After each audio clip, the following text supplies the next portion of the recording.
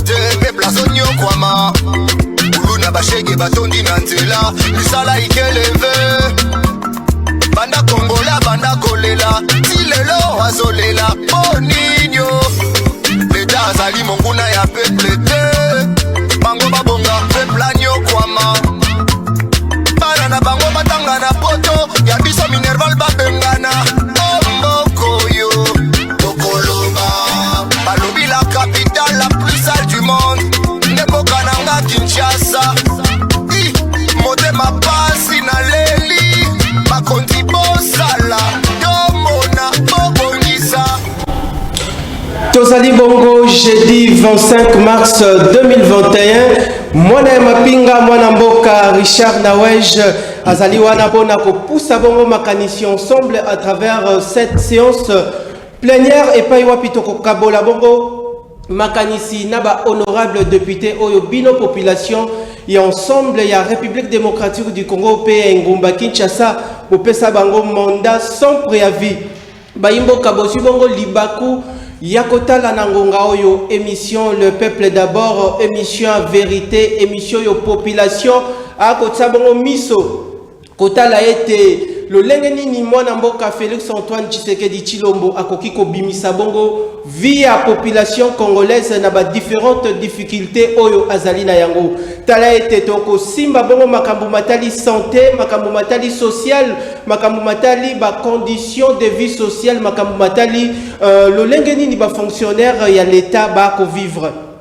Ou ta été babandiko sala est-ce que ba salaire na bango ezali bongo assuré par l'état congolais wanezali et tuluku ya makambo o toko solola à travers séance plénière ya mokola lelo eko kamba mabongo naye moko le défenseur ya babola mwana mboka Richard Nawej autrement dit mwana ya mapinga vice-président ya parlement populaire parlement ya babola epai wapi bana ya bamapinga ebele bazwami bongo na mokola lelo devant bitando pona kolanda bongo émission en population na Kinshasa mobimba na Maluku na Pascal na Lingwala na Bandalungwa na bakominyo surtout ezwami bongo awa na kati ya engumba ya Kinshasa baimboka tikanga ina kende bongo na lombango pona kosimba bongo balwa oyo tokolobelela na à travers séance plénière ya mokolo lelo boye baete tokosimba bongo makambo matali Assemblée nationale na Sénat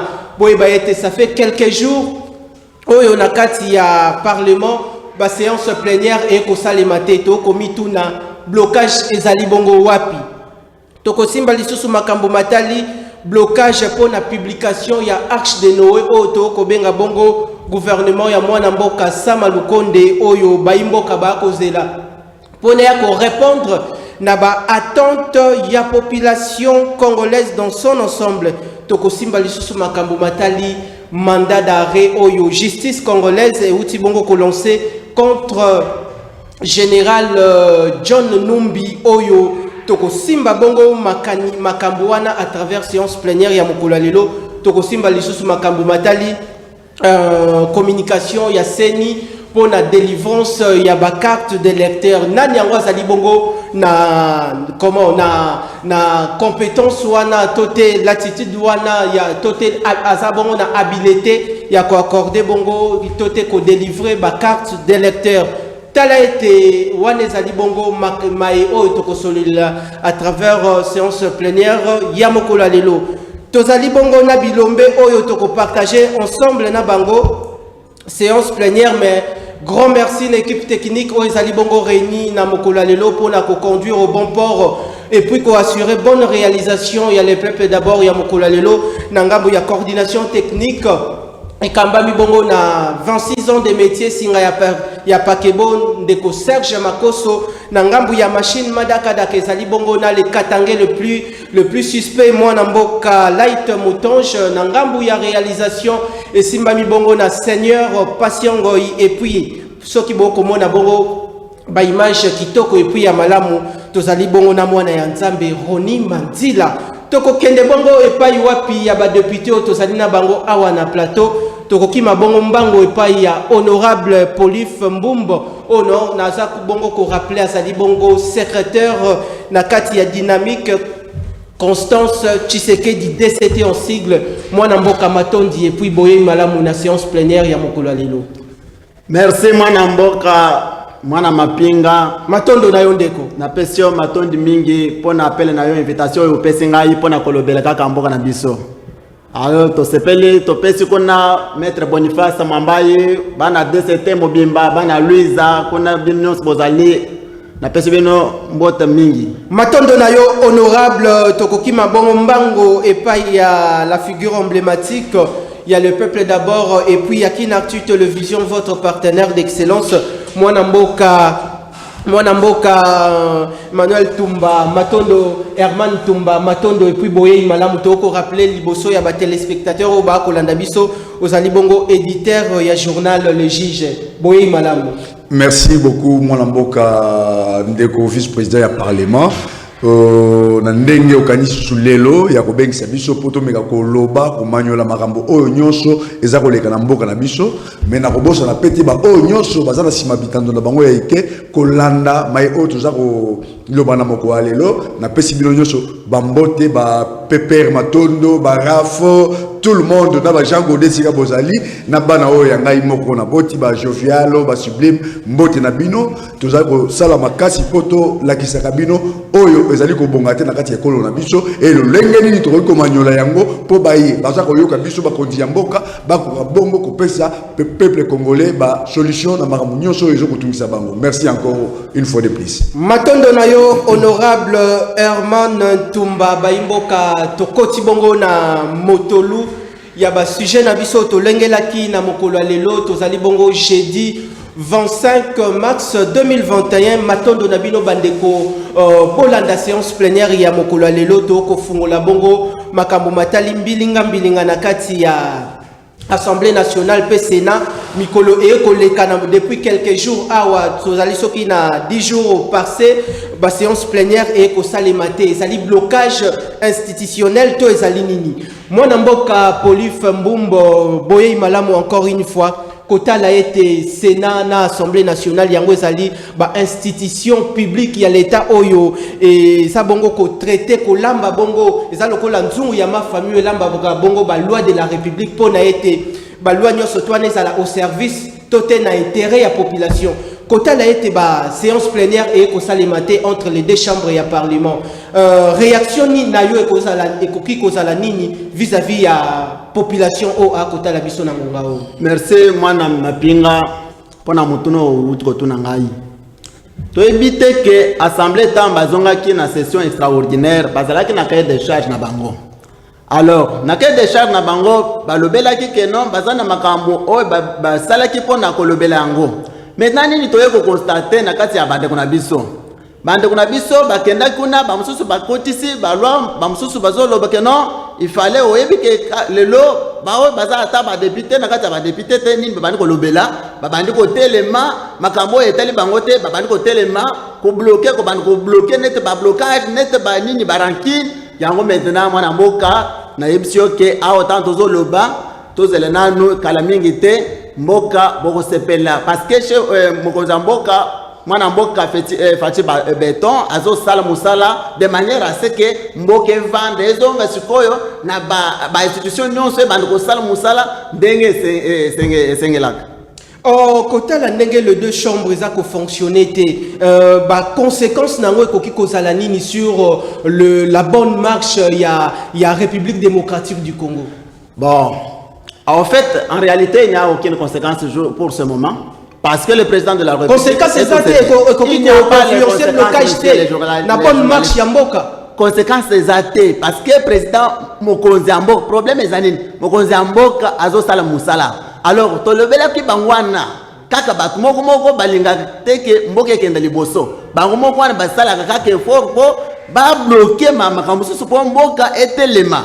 Alors, mais dès tozana président, oyo vraiment zamba atindela ki biso. Po aya ko bimisa biso vraiment na buzoba aya ko bimisa biso vraiment na ba difficulté et tozalaki nango lelo maintenant azo veiller kaka pour le bon fonctionnement ba difficulté oyo yo déjà mbango donc le blocage ba séance plénière et ko salemate musala ya ba député zalaka bakendaka ko lamba ba loi pona intérêt ya population kotala ete bavandi mikolo quelques mikolo na ndako et ko kiko influencer mboka na moi crise moko te crise institutionnelle te mwana mboka tokolobe le crise eza ta moko te na kati ya institution ezalata na Sénat ezalata na parlement crise moko ekoya komonana te parce que au moins si le président de la République ne veuille pas mais quand je vous parle alors les sur mokoze azotalela ndeni nimbo kezo kende ndeni ni ba chambre nyonso des tambola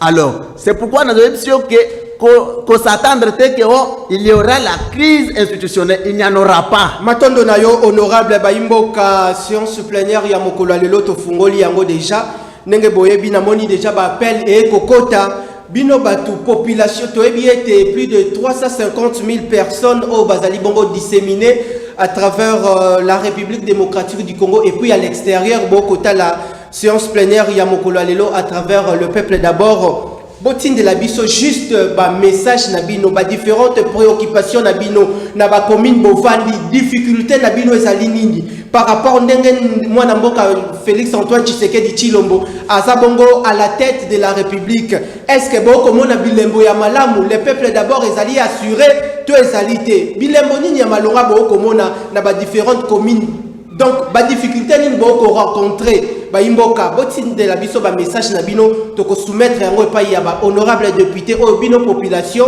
bopesa bango mandat sans préavis pona ba apporter de solutions possibles pona ko réveiller lisusu conscience ya ba autorité compétente ya mboka toko kima bongo mbango e pa ya honorable Herman Tumba mwana mboka kotala lelo yo ndenge makambo mavandi na kati ya Sénat na Assemblée nationale ba cause nango tote ba conséquence nango ekoki kozala nini. Merci beaucoup mon mboka Richard Nawej oyebi tangu bengaka biso na etando poto ya ko meka ko expliquer ba oyo bazalaka na temps ya ko kota na kati ya mojindo ya makamute ba meka ko yeba il faut tous ala objectif na maloba na biso et puis to répondre réellement na mamituna oyo eza kotunana parce que nazo kolanda landia wa jovialement ndeko nanga ko débatteur na ngai à répondre tena eloko moko te oyo wana à part kokumisa oyo président de la République aza kosala ezali malamu ko pesa longo ya na président de la République na makambo so azali kosala mais to meka ko répondre na mituna oyo eza kotunana oyo batuni biso to éclaircir population mais motuna ya koloba ke crise institutionnelle ekoki kozala na kati ya mboka parce que bazako se réunir dans l'Assemblée nationale et puis dans le Sénat non toyebi ke ba institution wana ezali régie na règlement d'ordre intérieur na bango donc c'est-à-dire avant ma plénière et salama ezali na o ba benga conférence des présidents et na kati ya conférence des présidents wana nde ba établissaka ba ordre du jour oyo kotinda bango n'est-ce pas ba ko tenir plénière oyo ba ko kolobela makambo nyonso certainement il y a eu des lois qui sont restés comme ça sans que meka ko traiter yango donc ezali susu na kolobela te ba loi musu soki ekotizaka na ba dire ba délai oyo yango ko za la traiter mais ce qui est leki ba auteur ya ba loi wana basala kanini ba yaka ba réformer la ka ko retirer yango ba réformuler yango autrement et puis ba déposer pour ekota na calendrier ya session parlementaire oyo efungwami mais alors il faut qu'on yeba ke n'attend aux conférences des présidents nan ba CGT pour ba traiter ba ordre du jour oyo ba koya na séance plénière oyo ko réunir ba député nyonso na ba sénat na côté ya ba sénat pe ndenge moko plénière et au sala mati avant plénière escota il faut ba sala conférence des présidents et to yebité sur une conférence des présidents et ko salama est-ce que na configuration est-ce que je répondre là c'est ça est-ce que la configuration autre zalaki na mon bureau mabunda est-ce que groupe parlementaire bakozala eko bouger ou ba réformer tout ya sika nyonso wana soki ezali ndenge wana ezali musala o nana eko sala mana cesse avant bande ko convoquer ba séance plénière mais cela n'empêche pas que conférence des présidents ekota pour basala ba plénière na bango ndenge ilongo bani donc pour na koloba que crise ezalité bazana misala baza ko sala na c'est et puis toyeba ndenge fonctionnalité au fonctionnement ya ben institution na mibale eko lekela ndeko matondo na yo mwana mboka Herman Tumba tokopusa na bongo epai ya honorable Autik Bongo Kokoma dans quelques minutes mwana mboka Pichu Matabisi o azali bongo na kati ya lingomba politique nouvelle élan ya mwana mboka Adolphe Muzitu Mfumuti mwana mboka matondo et puis boye malamu. Oui, merci de journaliste Matondo n'a profité pour saluer Ninga Tozali na bango na plateau ba co-débatteur et un grand merci et une grande salutation à nos téléspectateurs. Toutes nos excuses pour ce petit retard dont Tozali na rendez-vous. Merci. Le loyo dans la même optique ndenge mwana mboka Herman Tumba uti ko limbola ba mama bi populo ba kota la biso na ngonga oyo conférence des présidents ya monde et kolamba pona été séance plénière ba mboka ba retrouver lisusu na Assemblée nationale ndenge misala ezalaka ba travaux parlementaires ezalaka et puis na kati ya Sénat le loyo tokoki ba mboka bakoki kozela nini vis-à-vis ya ba président ya ba groupe parlementaire avant to connaître bongo ba reprise ya ba séance plénière parce qu'on dirait moi blocage ezali est-ce que boyo kanyesali na kati wana entre ba groupe parlementaire. Merci de que journaliste de konawej na base était na plateau ya yo na ebisaki yo ke eloko ya moyibi esukara mabe donc nous y sommes. Mais quand on y sait que c'est comme si crise est allée. Non, mais effectivement, il y a une crise qui ne dit pas encore son nom. Mais il y a une crise. Pourquoi? Parce que nous sommes face à une assemblée nationale où elle est d'abord illégitime. Non seulement l'illégitimité, où elle souffrait avec la majorité du FCC cash, mais également monnaie achetée par le pouvoir actuel. Tous les témoins, nous tous sur ces plateaux, et voilà l'égoïsme. Il y a l'homme politique congolais. Égoïsme, avant de qu'on a biso, il y a Bokonzi Alelo, il y a Bokonzi Amabe à Moïbi, et qui peut permettre jamais décollage à Malamu, ambiance ya kitoko, respect ya Makambo et Tambola. Voilà la raison pour laquelle tous en la situation, parce que ça a été déjà prédit. Et il est fort malheureux. Lorsque tu os prédire Makambo, les gens nous traitent, nous collent de tout. Tu as baïné, tu as boyété, mais c'est à connaissance de cause que tu es bien raison, valeur, il y a une légitimité. Lorsqu'un pouvoir est réellement légitime, il y a redevabilité, il y a devoir, il y a redevabilité face à la population. Mais la place, tels qu'ils sont là, ils sont en train de faire toujours des calculs par rapport à leurs intérêts personnels. Mais sans tenir l'intérêt. Ndeko Pichu, koloba crise ezali malamu, ba vi na bino ezali partager na ba co-débatteur na yo mais qu'un peu ko situer population en kolanda biso point de causalité ya crise wana ezali wapi? Oui, merci pour na motuna na yo et ezali na motu ya makasi. Crise wana to ko identifier ngo le loyo celui qui était à la tête de l'Assemblée nationale, Azali Toyebi et Siko Aouti FCC. Yende a joué d'abord rôle, il y a bureau d'âge. Et c'est celui-là qui a été retenu. C'est-à-dire, Mama Bipoupola, nos amis congolais, le jeune congolais, il faut pas retenir qu'il y a un problème, il y a égoïsme. Bandeko le parlement, l'Assemblée nationale précisément, alors cela ne va pas permettre l'avancement du pays. Raison pour laquelle tu as bloqué. C'était une session qui était essentiellement voter sur le problème de on a perdu pratiquement des semaines pour une Assemblée nationale. C'est trop pour épuiser une matière. Alors il y a un biso. La mouka, tu peux si bango peut position la biso parce que tu es dit oh bango bazolinga déjà na session oyo. Alors nous disons nous voulons d'abord des réformes avant maintenant honorable Pichu Baimboka lokola toza toujours to vandi toujours na registre oyo ya makambo matali non plénière na kati ya Assemblée nationale et puis Sénat total la bongo oyo ezala kitoko kende bongo na ngambu ya régie mwana mboka Richard mwana mboka Light Moutonge baimboka ba mama bipupulo ba kotala biso nangonga o et puis population yo surtout ata la bongo makambo malekana ki dernièrement na kati ya palais du peuple et pas wapi ba assistant parlementaire kino lelo yo ba ko réclamer bongo ba prime na bango uta ete mwana mboka Christophe Mboso azabongo na ebonga wana ya Assemblée nationale baimboka oyo ba ko mona bilembo ya malonga te Richard Light Moutonge kotisa biso na kati ya palais du peuple tomona makambo nini elekana ki tomona bandeko oyo ndenge ba ko interpeller bongo ba autorité compétente ya mboka tolanda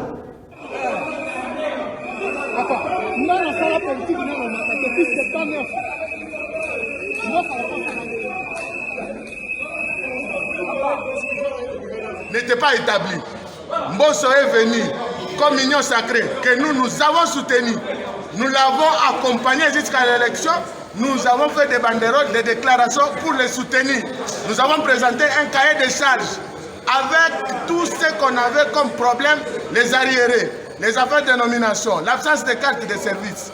On lui a présenté. Jusque-là, ça fait 2 mois que le président Mboso est président du bureau définitif de l'Assemblée nationale. Jamais il n'a payé les assistants, même les arriérés de Mabunda, même pas de carte de service. Il n'a pas aussi établi ce qui a été évoqué comme motif principal dans la motion qui a amené Janine Mabunda à la destitution, les règlements financiers de l'Assemblée nationale. Ce qui fait à ce que les lignes de dépenses publiques réservées dans les finances ne sont pas respectées. Les assistants sont payés dans les frais de fonctionnement. Quand ça arrive, on paye les députés. L'argent destiné au paiement des policiers arrive, on paye les services d'entretien de l'Assemblée nationale. Donc, du désordre dans la gestion des finances publiques à l'Assemblée nationale. Ce qui a fait que cette situation a préjudicié les assistants qui sont aujourd'hui pendant 8 mois impayés, alors qu'ils sont responsables, pères de famille, locataires par-ci par-là. Cette situation ne tient plus. Maintenant, nous voulons que ça change aujourd'hui. Donc, ça doit changer. Je veux continuer. Donnez-moi les numéros, je peux faire une émission avec vous demain. Oui. Matondo nabino population ba mama bipupula bouti bongo kolanda ba imboka bandeko oyo bazali bongo ba assistant parlementaire kino lelo yo depuis mwana mboka Janine Mabunda zalaki bongo na ebonga wana ya Assemblée nationale komona ete lelo yo lisusu Christophe Mboso kodia ye me bandeko yo ba prime na bango toujours bouti bongo kolanda ndenge makambo kolekana soki misolo na bango eye ekeyi bongo na poche ya ba député ndeko mbumbo bayimboka ba kotala biso komona ba image oyo impression na yo ezali nini vis-à-vis ya ba revendication ya ba droit na bango mwana mapinga par rapport à ba revendication otozo mona le long na ba télévision partout ne éviter que nazalaki mokolo moko a na plateau na yo a kaka ngana ebisaka yo kaka à chaque fois quand je viens sur votre plateau na ebisaka yo mais dans ba tebele ba mona ganete na sala ba aventure nete za la kanini. Moi j'ai été toujours un prophète. Beaucoup de gens qui m'ont connu maintenant ba bandi ko benga nga prophète. Répondre Mwana mbo Christophe tant apoti alobaki nini? Alobaki effectivement tokuta ki ba difficulté o tolingi il fallait que ba honorable na ba assistant ba onyo bazala payer et mutu atamoko kozanga kofuta mate. Yo moko yo kaki nini ba déclaration na ya pesaki. Alors maintenant, comme ça on a comprendre que bon, il faut ceci, c'est cela. Matondo na yondeko Herman Tumba touti bongo kolanda ba assistant parlementaire o ba ko réclamer ba arriéré na bango uta mwana mboka Janine Mabunda kino lelo lolenge Christophe Mboso Kodia azui bongo libonga wana ya Sénat ba komona bongo clarté makambo ezali toujours tungulu ben impression na yo ezali nini komona ba revendication ba imboka. Merci encore une fois de plus na Motuna il y a matali ba revendication ya ba assistant parlementaire mais cette situation n'a pas commencé par Janine Mabunda. Cette situation est banda obemina kwazalaki d'ailleurs ba komaki na niveau ya kosalaka ba grève na ba tuna bango nyonso wana mais Janine Mabunda y a tiki même problème et la situation que Mboso a trouvé donc quand ça que c'est du jour au lendemain, donc les lobby va trouver solution. Donc il y a tout un bureau d'études, il faut étudier makambona nyonso puis batiango na mesa ba yebi ndenge nini barrière na bango ezali ba retard eza nini. Mais outi bongo kolanda ba imboka te ba obi ba accompagner ki bongo Christophe Mbosso le kino le ba komona ba consulter la mutena makambo. Pour accompagner Christophe Mbosso, ce n'est pas un problème. C'est écoutez, cause à la présidente de l'Assemblée nationale et l'obité qui est au recours de l'Ikambo Moko, kaka Moko Lande au résoudre un bala Moko. Donc, aïe, akouti makamboza est belé. Donc, il faut, n'a pas service naïe, banda Rolanda l'Ikambo Moko pour pas trouver solution. Mais, bandeko, bazala quand même na apaisement na bango, pour tout yébike, situation na bango wana, ils la améliorer bazali, bato sala misala, na ba député longo, bazaba assistant ya ba député, ba assistant parlementaire ya ba député wana, bazali na droit ya lifuta na bango efutama. Alors bazala quand même na mitema yako kita parce que misala ko salama mbela na bango ko yokana ba ko futa bango na ndenge elongo bani. Mwana mboka honorable Pichu Matabisi bandeko ba ko revendiquer bongo ba droit na bango parce que chef de l'état depuis intronisation na yena pouvoir asa bongo ko prôner bongo état des droits yango. Est-ce que c'est l'obino nangambu ya lamuka kotala ndenge mbilinga mbilinga ko lekana pona un paiement ya ba prime ya ba assistant parlementaire. Est-ce que tozali bongo na mboka oyo état des droits ezali pona congolais nyonso tout et puis justice na biso ezali bongo distributive pona mwana mboka nyonso tout na tous les niveaux. Oui, Ndekonawe, je merci. Na banziette état des droits, c'est aussi donner le bien-être du peuple congolais. C'est ça aussi l'état de droit. L'état de droit ne se résume pas à une justice policière, c'est-à-dire cibler les uns des autres et ovensionner, dire l'état de droit. Ça d'abord c'est une précision. En ce qui concerne makambo ya ba salaire, tous a un problème, il y a ba assistant parlementaire. En fait, c'est un problème sur ces plateaux, je reviens encore une fois. Tu as la situation, mon conseil, tu as développé l'icolo marambo pour permettre à comprendre la réalité, aux sources, causes réelles, aux salakeux. Ndenge de Konangai, co-débatteur Nangautiko, Mekakuzonga na histoire, il a dit ça a commencé avec Obel Minaku et Janine Mabunda et également Mbosso. Est-ce qu'il faut toujours continuer dans l'optique ou il faut changer? J'en arrive, cher Nawej. Le problème est Ali budget. Le problème est que Mboka Ali na Mbongo te. Le problème est Ali que ces pouvoirs n'arrivent pas à mobiliser des recettes. Toi, Ali na budget à combien na Mboka? Pour ne pas revenir en ressources propres. Et combien de budget on a gagné dans le cadre de masse salariale. Tout ça, ce sont des conséquences. Il y a mauvaise gestion. Bande Konabiso, Babanda Koloba, Belle temps Bazali, Banda 38 ans et opposition. Mais aujourd'hui, ils sont dans les affaires. Moi, je pense qu'ils ont donné...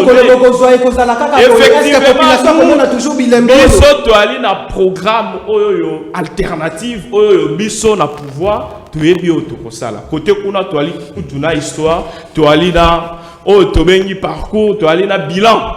Auto défendant sans honte. Na nous besoin pouvoir des jours population ko pesa bino le kasa. Banani bazana bilan ya ko défendre. Effectivement bazana bilan ya ko défendre. Objectivité et débat. Donc mais ko sunga la population na mambo bazana ko ça parce que ça bandi ko otanga ba kombo ya musique tout. Mais c'est ouais, merci pour la protection. Moi je pense que tous à la kimia, tous à la biso pour le respect même il y a des téléspectateurs. Tant on a l'obésalité, tous les journalistes aïba ko gérer plateau. Je disais Nabanda Ikoloba Boye. Le Congo aujourd'hui a un budget de 3,5 milliards de dollars en ressources propres. Dans ces budgets, nous avons 70% où il n'y a rien qui est na salaire. Et le 30% qui reste, où ils ont valoir comme 1 milliard de dollars, alors moi je pense que Bandeko ces pouvoirs illégitimes, ils sont censés de fournir les efforts, mettre en place des mécanismes pour mobiliser des recettes de l'État.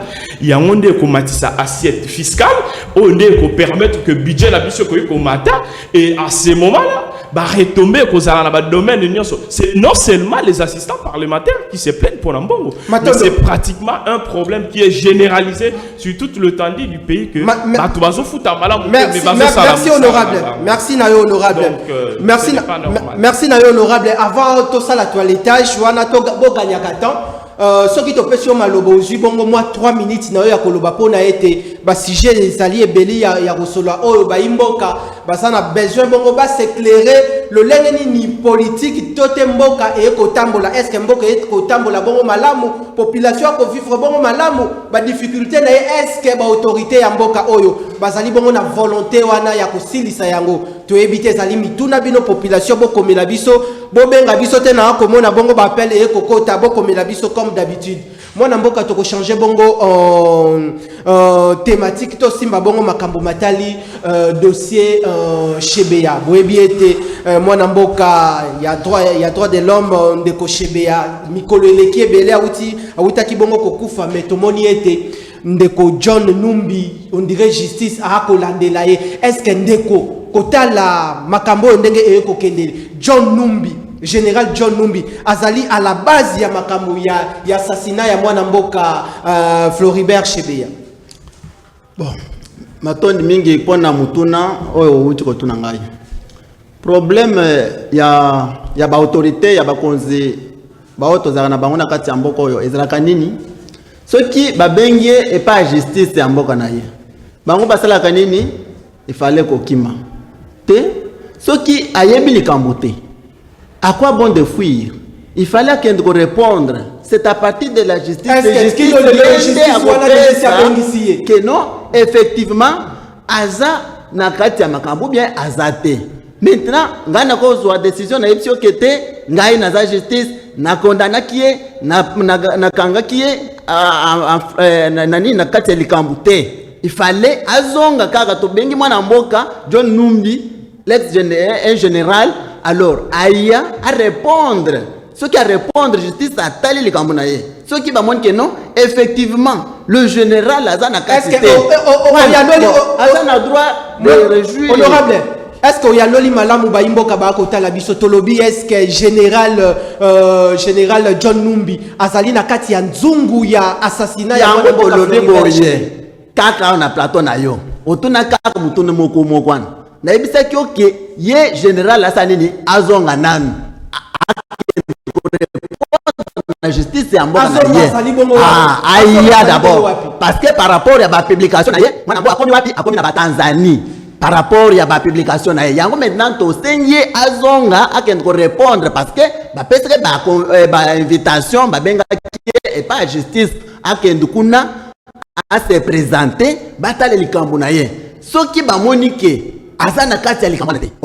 Azana droit ya ko vivre en toute liberté en tant que mwana mboka. Matondo na yo honorable Herman Bamamabi Pupula ba kotala yo makambo ya Floribert Chebea lelo yo justice akomi kotami sonaye likolo ya mwana mboka général John Numbi kotala rôle nini justice akoki ko jouer likolo ya affaire oyo ya assassinat ya Floribert Chebea lelo tomoni mwana mboka John Numbi akolukama mais kino lelo yo on dirait justice azako ko situer sikazalité ba mboka mususu ba koloba ete asali bongo na Lubumbashi bato mususu o Zambie bato mususu o Tanzanie toyoki version mususu ebimi awa le lengi ni justice congolaise akoki ko s'impliquer effectivement na makambo oyo. Bon, au moni, to banana no liwa ya Chebea zaki liwa moko epesaki baimbo kanyonso pasi parce que azalaki grand défenseur ya makambo itali kita makambo nyonso ya droit de l'homme na mboka na biso même bino ba journaliste soki bokangami azalaki la voix de sans voix avec toujours na sima na bino na nzela ya président nango coordonnateur o azalaki défunt Chebea molimo na ye pe manaki mais si kazali na chauffeur na ye puis fidèle bazana oyebi procès wana tango ebandaka tozalaka na république des intouchables oyo yazalaki na John Numbi pa ya Joseph Kabila lelo tokoma na république des intouchables John Numbi azalaki nani pa ya Joseph Kabila et justice wana tomonaka babengaka John Numbi lokola renseignant or tout autour, il y a assassinat wana, c'est de lui qu'il s'agissait. parce que noir sur blanc ba message oh c'est vrai que mon amboka chebe a longo esika zalaki a la capé moi c'est que non ba bengi ngai et pas il y a inspecteur général il y a la police natango na John Numbi akenda ki afisi moi si natango nyoso batako shola na ba texto ti na ndenge lika mwana yaki kokoma to yebi batu nyonso bakangaki na kati ya procès wana ndenge nini bapesa ki ba version de fait na bango et nyonso na justice zaiko lakisa noir sur blanc que ezali fomenter et assassinat wana esalamaki na maboko ya général John Numbi to lobiti ka ko bo mutu ye moko bo metango apesi mitindo ya kosala yango ezali ndenge wana lelo to komi na tournant mosusu puisque lobby ba intouchable wana ba monique omoni même ce qui régime échangeaki na mutu mosusu oyo akoki kozala na intelligence na bango te makambo nyonso oyo bango basalaki ya mabe elingaki toujours erattrape bango lelo ekomi toyo komona na esika oyo bakundaka fidèle bazana ozaki chauffeur na ye batu oyo bazalaki na kati ya complicité wana bakomi ko témoigner oyo ezokolakisa noir sur blanc que il est vraiment inculpé na kati ya makambo wana mais kokoma justice ezali likambo ya passe parce que loko ozalaki mutu na makasi lelo komi kokima c'est que bobanga rapé donc soki tobanga justice te toya to répondre na makambo nyonso ezali mituna ekotuna na poto éclaircir la terne ya justice na biso soki tozali na culpabilité ba condamner biso soki tozana ngote ba ko acquitter biso mais atika makambo ya kokima ba ya ba répondre na oyo justice dans oposa matondo na yo honorable Herman touti bongo kolanda mwa makanisi ya honorable Herman mwana mboka Pichu Matabisi lelo yo to ba imboka ba uti bongo kolanda photo ya général John Numbi lolenge makambo ye kotambola suite ya malamu nini tote lumière nini population sengeli azela vis-à-vis ya justice congolaise pour na affaire oyo ya assassinat ya mwana mboka Floribert Chebeya sengeli ete mwana mboka John Numbi akangama est-ce que azali bongo à la base ba indice ezali ke ye mutu azalaki na kati au centre ya makambo wana nyonso tu. Oui, merci de Konawesh. Je pense que affaire Chebeya ezali affaire oyo lolenge ndeko alobi biso nyonso toyebi alaki elo affaire trop tragique oyo epesa biso nyonso pasi et jusqu'à ce jour le Congo regrette son digne fils Floribert Chebeya. Pour les intimes Yaflo, je dirais ceci kokanga le général John Numbi ou pas, nous avons une justice dans ces pays. Le lenge de Kwauti Koloba, jadis, ils allaient qui justice, il y a pas intouchable, mais selon lui, le lieu commis justice, il y a pas touchable. Alors moi, je pense que le fait que tu aies la justice, oh, il y a pas touchable, il est préférable qu'avec toute indépendance, que la justice fasse son travail. Et qu'on paie ça, et qu'on permettre plutôt qu'on rétablir droit, qu'on rétablir famille, il y a madame la veuve Chebeya, au Tilelo Azali n'a pas sinakati yamboka Canada.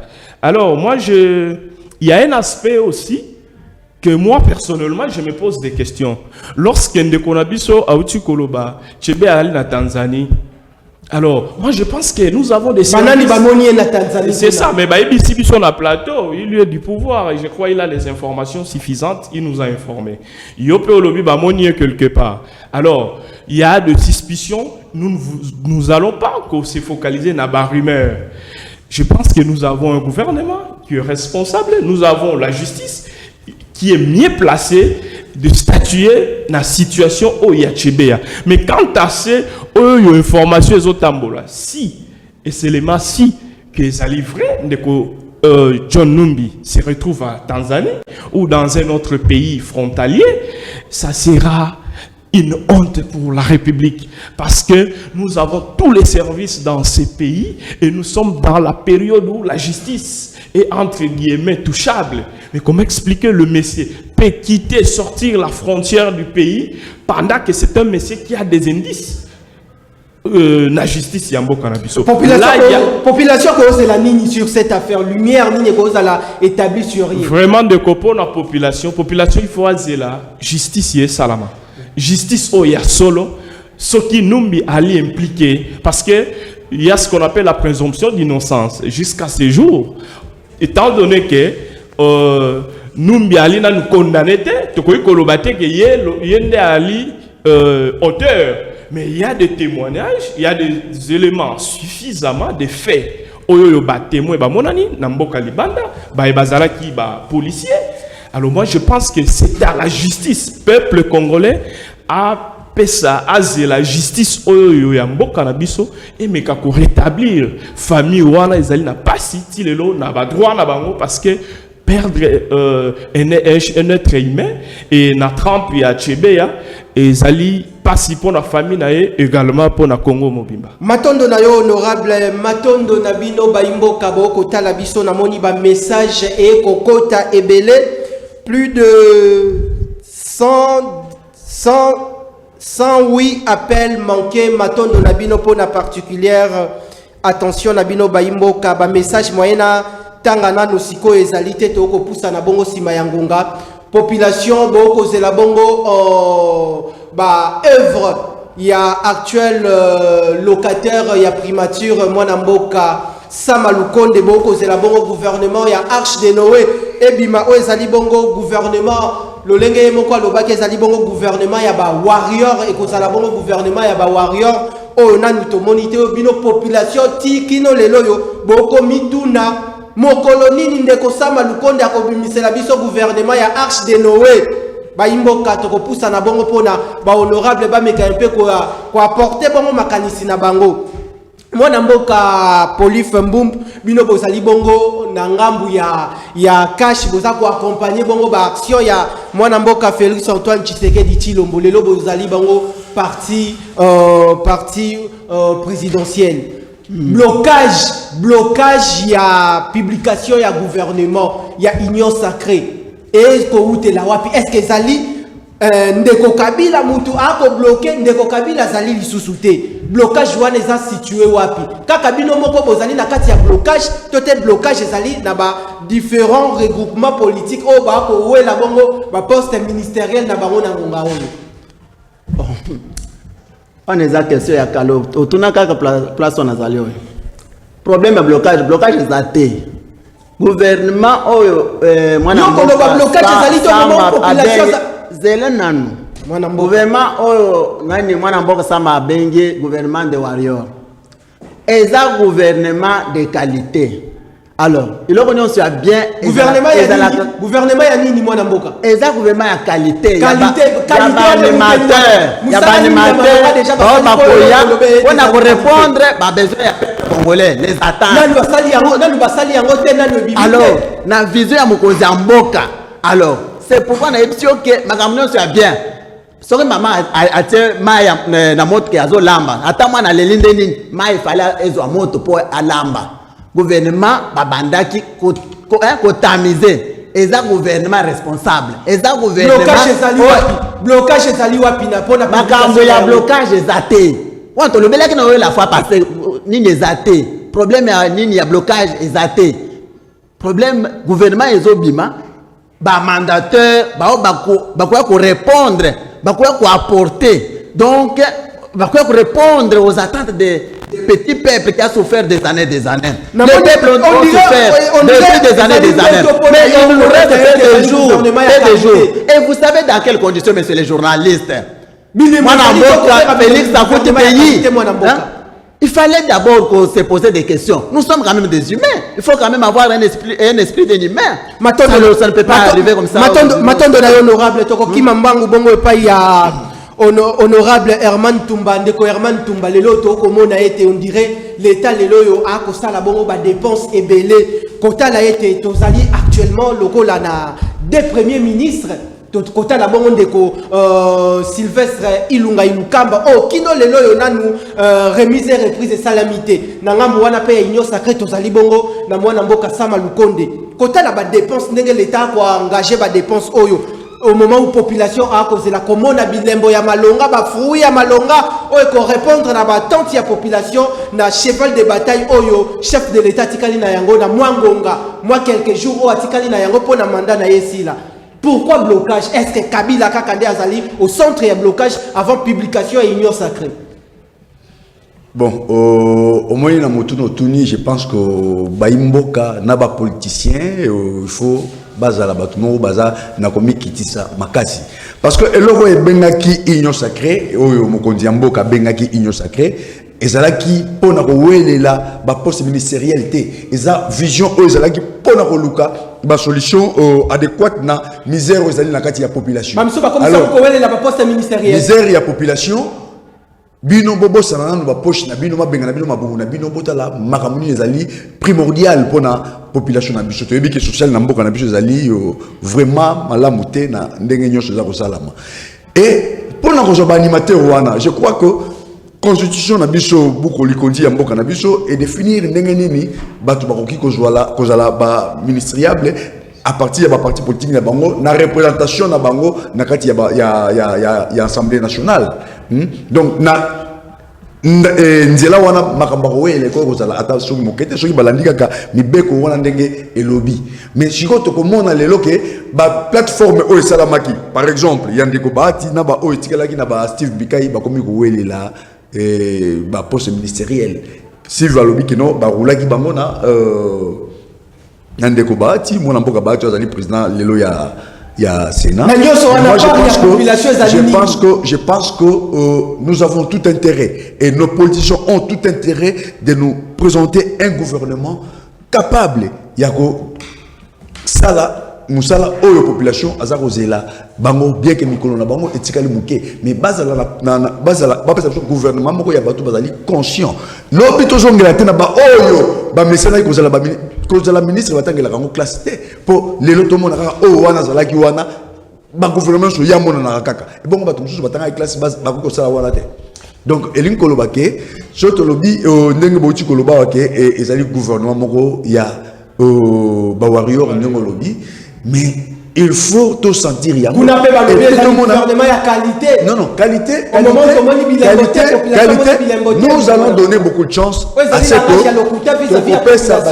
à ce que Makambo Bazali ko zeli sa population et ça la mandenge wana parce que population d'Azali dernier juge ya ko juger l'action na bango et nous espérons que ce gouvernement mis en place et qu'on répondre à l'attente de la population. Donc on sait que dans mon mboka Samalukonde a kendepe na lombango pour éviter ba dépense même sur le gouvernement Ilukamba ezali démissionnaire parce que ça a démissionnaire bazo ko gérer ba affaires courantes mais batika basala na lombango bango ba kendepe beni bango ba continuer na misala oyo population azali ko zela mais nous espérons que bazali batu autres peut ça fait chance pour na mo mikolo oyo etikali ya moke ba la population que ba yaki réellement pour na ko servir ba peuple wana et non ko se servir bango moko ndeko Pichuma Tabisi eza lokola ndenge banglais balobaka winning goal balle de match balobi bongo ba population rataki bongo balle de match na gouvernement ya coalition FCC cache ezalaki bongo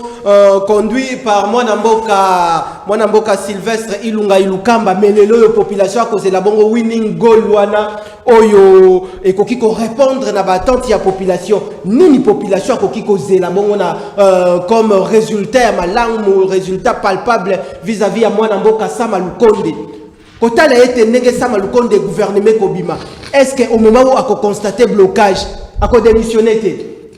Oui, merci ndeko na wesh. Mutuna na yo ezali mutuna moko malamu. Olunyi nini population kozela pour na gouvernement oyo yasika. Moi je pense que directement na ko répondre que population azali na parté na gouvernement oyo yasika. Et à quoi causer les lots. Azali n'a pas arrêté pour aller au moment où la population a confiance. Mais toi, il y a des éléments. Tous les éléments. Tala liboso na yo. Ndeko IDPS azobuka lukuta idi un gouvernement de qualité. Sur base de quel élément Oyo a attesté que le gouvernement est à qualité pendant que nous n'avons pas un gouvernement en place. Ça, c'est le mensonge sur un plateau de télé. Ça, il faut arrêter avec ces histoires. On ne vient pas blaguer ici. C'est une question de vie de notre population. C'est-à-dire, aujourd'hui, nous devons rentrer dans l'autobengi historique mouké. Touti wa pipo le loto tanga kombo ya ndeko Sam. Touti wa pipo le loto koma na kombo autobengi union sacrée, union dite sacrée selon Bandeko Nabiso. C'est-à-dire, touti na FCC cash. Oyo union sacrée dite et à la continuité. Effectivement, tu as là qui a seconde grossesse, mais le long de quoi, information pour la bilan sur la plateau, peut-être pour éviter que seconde grossesse soit et boti bana mapasa. Union sacrée, boti bana mapasa. Union sacrée, seconde grossesse et boti bana mapasa. Bana mapasa na to ebi bango. Franchement ba oti boye, franchement ba oti boye. Nde yango ane boti deuxième grossesse ne boti bana mais on kosunga bango population te akota la yo population lingi on liboso na bango na peuple la biso ali maele ba comprendre franchement nyonso ba kiminde ko kabila na FCC bali ba mapasa bali ba mbo ba mpia bali franchement ba kimila muka nde bango wana ba fruit ya union sacrée bino la muka bozaka na ba conception na ya conception te ndeko tozali na mboka oyo bandeko bali alors mwana mboka honorable Pichuma Tabiti lelo yo population moni ba résultat ya malonga te na coalition FCC cash chef de l'état zu ba décision bongo ya ko sala bongo ya ko kende bongo na mutation ya union sacrée au moment où union sacrée et bimi gouvernement ya Arche de Noé population moni bilembo ya malonga te amoni kaka makambo ya mona ke pa ya ndeko Sylvestre Ilunga Ilukamba ba décision ya population ezala nini vis-à-vis ya bakonzi ya mboka population ali responsable na yango wana biso la muka to sengi na gouvernement o ezo ya sika parce que par l'entremise de notre leader Adolphe Muzitu il avait même proposé la 27e tribune on a proposé calendrier pour l'élection pour to kende na glissement. Alors gouvernement o ya sika moi je pense que to ali derrière le en ce qui concerne les élections, de part et d'autre, c'est la communauté internationale et nous, la Mouka, et nous sommes en train de chercher comment trouver des réformes pour aller aux vraies élections. Alors, place il y a population, peuple à cause à boni, na budget à combien, na PIB à combien, na mobilisation des recettes assiette fiscale il y a combien, et ali passe inde konanga izela mukena silisa. Attends, poussa na to kokima sima yangonga. Bande kona reçoit juste exemple pour te montrer que gouvernement au peuple a quoi causer le côté, to ali na kamoko lolenge ya bande ko IDPS. Bande kona biso IDPS pour na 8 postes ya ministère. Ba pesi proposition plus de 100 candidats. Pour na 8 postes. Soy toke na bandeko o ya RFTC et alliés problème est allié. Toke na bandeko ensemble, il y a pas un problème. C'est-à-dire l'union sacrée na le bisakio dernièrement que et ali d'abord cocu vide et ali na vision T. Matondo na raison pour laquelle peuple congolais a quoi espérer et ali ben intérêt égoïste et ali positionnement ya bandeko matondo na honorable Mbumbo Polif baimboka ba kota la biso na ngongo soki boko ya bongo na plateau ezali ete pona bo éclairer bongo population bo sunga bongo bakonzi ya mboka parce que bango nde baza na gestion ya mboka bisika makambo eko tambola te bozali wana pona ko lamusa bango babongisa bisika oyo eko tambola te toko kima bongo sima ya ngonga kota la ete ndenge baimboka ba kozela bongo union sacrée o ba ko benga bongo Arche de Noé.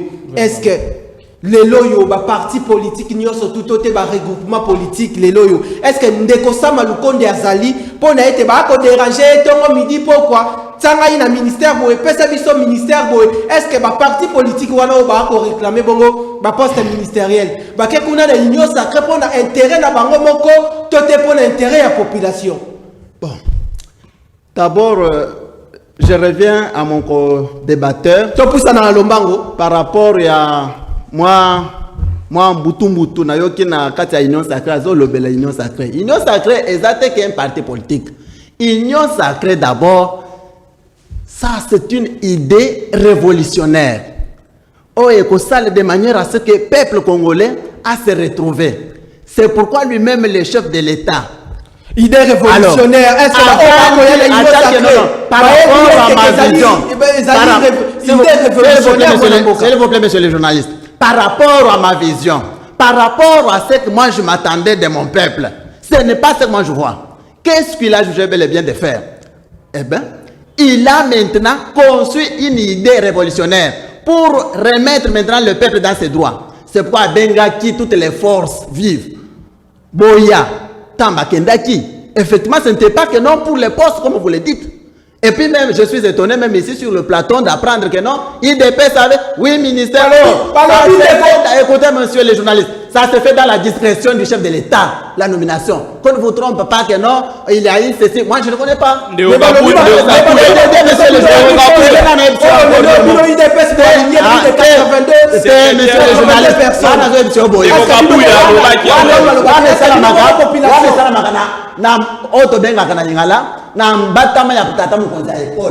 C'est pourquoi il y a non, il dépêche oui, poste ministériel 82 personnes moi nambo. Et puis je suis surpris tu n'es pas informé. Matombe na yo ndeko Herman Zoma Lobatoko ki mabongo sima ya ngonga lelo on dirait ba parti politique na ba regroupement politique ba commission bongo union sacrée on dirait poche na bango au moment où gouvernement bimité butu ko déranger ka mwana mboka sama lukonde sabiso poste oyo pesa biso poste oyo est-ce que batu nyoso tu ba kena union sacrée ba kena souci ya population oyo kino lelo yo population wana a kolie ko defa lipa mboka nini yo population defa ka lipa ya mwamba oyo responsable a ko kima bongo na pokwa nyongo ya 300 francs nyongo ya 400 francs kino lelo yo ko kende na bale ba quoi les plus reculés awa ensemble ngumba Kinshasa o ko mona bongo population en pleine capitale a kolia comme la bongo café ya mwindu o ayebi bongo goût ya milikité couleur ya milikité na mikedi mwana mboka bino acteur politique boza na souci ya population tote bo ko kene wana pona libenga na bino. Je venais de le dire tantôt na ba politicien na biso parce que ba mingi bazana bazako landa makambo toujours lo bawa soki oye na politique zala na souci ya développement ya mboka ya ko servir peuple na population na yo oyebi mokonzi moko ya Amérique États-Unis d'Amérique alobaka boye politicien akomaka mature soki abandi ko raisonner lobby ya génération oyo koya ekozala nini ki abanda ko raisonner lobby l'élection tokosala yango ndenge nini ozola nanga bien soki to bandi ko raisonner génération oyo eza koya ekozala ndenge nini lobby soki abandi ko raisonner lobby soki bato raisonner élection makasi za bango zani ta rapona owelela te politicien yeba ko kanisa lobby ya génération oyo baza oyo zokomona na misu na yo ko kanisa libenga na hotel libumu na yo te et 27e tribune na bino bozo pesa wana posala ki premier ministre bo pesi biso 27e tribune te pour le développement ya mboka même ta na province na yo muzito sala ki eloko moko te lelo to koma ko zo ba leso ba 27e tribune to sala na monini wana fanda na ona kata parti politique na yo na lamuka oyo bino bokanisi bino boya ko zo biloko oyo bato si batiki nde bozo zo bo bandi ko luka makanisi ça est là pour non botika mboka ko Bosomi bato pe na union sacrée. Jésus Christ asomba bato te. Jésus Christ soki bateyi. Soki ondimi liloba okende na lobi boye. Mutu moko te atikalaka statu quo na kati ya mokili soki ayoki liloba oye etuti motema na ye. Et je pense que bato baza na union sacrée lelo bakozonga bato bakokoma kokanisa liboso peuple wana azwa bolamu abika bolamu ke bakanisa mabenga na bango. Matondo na yo ndeko Herman Tumba mwana mboka bino bozali bongo ba défenseur ya population lamuka lelo yo azwi bongo place na ye ya opposition oyo tomona kikala ido pesa bandaki ko jouer lelo yo langage nini bino lamuka bokoki ko meme la population pona ba résultat ya malamu na kati ya union sacrée vis-à-vis ya ba ndenge ba tractation ezali na ngonga oyo est-ce que tokomona bongo bilembo ya malamu na union sacrée. Oui, merci Ndeko. Moi je pense que na kozala un peu bref Ndeko Herman gérer c'est prévoir, c'est-à-dire to quitter tant tozo parler sur l'élection, tozo anticiper, tozo payer sa proposition parce que c'est une question de la vie. To a une expérience. Oh, ezali ba résultat de l'élection en mboka na biso après les élections bazo kufa yango to ligni cette fois-ci que l'élection en mboka et les kamalamu avec des réformes. Il y a la CNI et d'autres institutions telles que la Cour constitutionnelle et la CNDH pour que, à l'issue des élections, la population à élire, réellement va présenter un peuple avec cette légitimité et qu'on permettre l'avancement à Mboka. Moi, je pense que ma résolution, ma question, parce que le climat est causé à Malamu, Namboka. Voilà un peu ce qu'il faut tout retenir pour la bande Konabiso et Angambou. Matondo Nayo, Mwanamboka, honorable Pichuma Tabisi, Baimboka Boko Talabiso, Nangonga, Bozwa Kibongo, occasion. Ba message na ba appel Koti Ebele, Toko Fungola Bongo, to garder la même équipe, Toko Fungola Bongo, téléphone samedi Oyo. Boy ba été émission à l'élo et que ça la bonne en rediffusion déjà lobby mokolo à vendredi à partir il y a 7h30 bon retrouver les sous le peuple d'abord séance plénière mususu to organisé en gros samedi oyo à partir il y a 16h30 retrouver le peuple d'abord chaque mardi à 16h juste jeudi à 16h juste et puis bongo samedi à partir il y a 16h juste. Maintenant, dans l'équipe technique et assurer bongo bonne réalisation l'émission ya mokolo lelo singa ya pakebo 26 ans de métier na côté à coordination moi namboka Serge Makoso le tout puissant na ngambu ya machine Light Moutonge na ngambu ya réalisation moi namboka Seigneur Pasiango et puis Roni Manzila moi na nzambe matondo na bino botika la malamu liboso na kolonzambe na kutani na bino Abote osali elokote okoloba Banome odirige mabe okoloba Kongole azali muungute okoloba Yonani potoloba te okoloba Babote osali elokote okoloba Banome oyidi mbokwa leta okoloba Kongole azali kisengite okoloba Yonani potoloba te Makambo ezobonga te peuple azonyokwama Uluna bashege batondi na nzela misala ikeleve banda kongola banda kolela ti lelo azolela